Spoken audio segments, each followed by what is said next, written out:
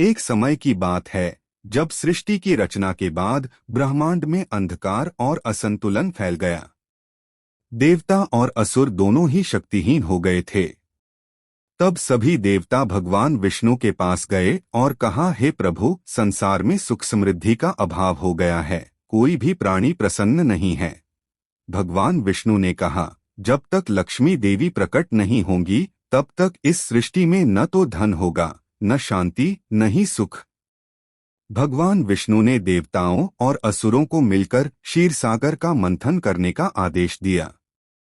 इसके लिए मंदराचल पर्वत को मथानी और वासुकी नाग को रस्सी बनाया गया।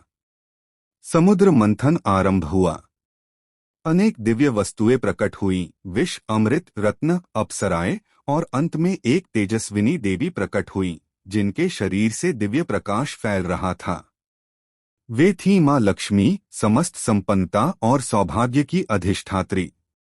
मां लक्ष्मी के प्रकट होते ही पूरा ब्रह्मांड आलोकित हो उठा। उनकी आभा ऐसी थी कि देवताओं के चेहरे खिल उठे। उनके हाथों में कमल था, जिससे वे शुद्धता और पवित्रता का संदेश दे रही थीं। उन्होंने देवताओं के बीच घूमकर देखा और अंततः भगवान विष्णु को अपने पति रूप में स्वीकार किया। जब मां लक्ष्मी ने विष्णु जी के वक्षस्थल को अपना निवास बनाया, तब से वहीं श्रीवत्स चिन्ह प्रकट हुआ, जो धन और सौभाग्य का प्रतीक है। मां लक्ष्मी के आगमन से संसार में समृद्धि और शांति लौट आई।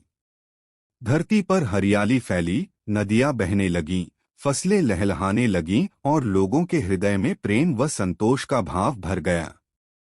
तभी से देवी लक्ष्मी की पूजा धन, सुख और सौभाग्य के लिए की जाने लगी।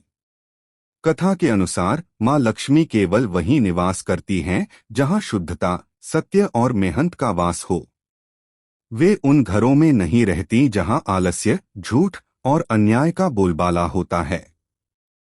इसलिए कहा जाता है कि जो व्यक्ति सत्य मार्ग पर चलता है, दूसरों की सहायता करता है और ईमानदारी से कर्म करता है, उस पर सदैव मां लक्ष्मी की कृपा बनी रहती है। दीपावली के दिन विशेष रूप से मां लक्ष्मी की पूजा की जाती है। यह वह रात्रि होती है जब देवी धरती पर विचरण करती हैं और अपने भक्तों को धन, सौभाग्य और शांति का वरदान देती हैं। इस दिन दीप जलाकर और घर को स्वच्छ रखकर लोग देवी को आमंत्रित करते हैं। मां लक्ष्मी की यह कथा हमें सिखाती है कि धन तभी स्थायी होता है जब उसम